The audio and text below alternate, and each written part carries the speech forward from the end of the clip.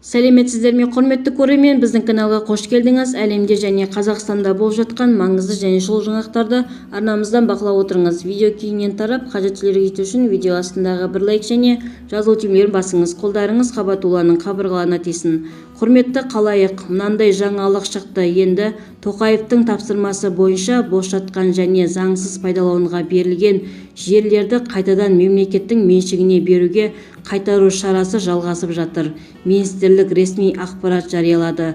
Биыл жыл басынан бері мемлекет меншігіне пайдаланылмай тұрған және заңнаманы бұза отырып берілген 1,8 миллион гектар ауыл шаруашылығы жерлері қайтарылды. Жыл соңына дейін мемлекет меншігіне жалпы көлемі 5 миллион гектар жерді қайтару жоспары бар.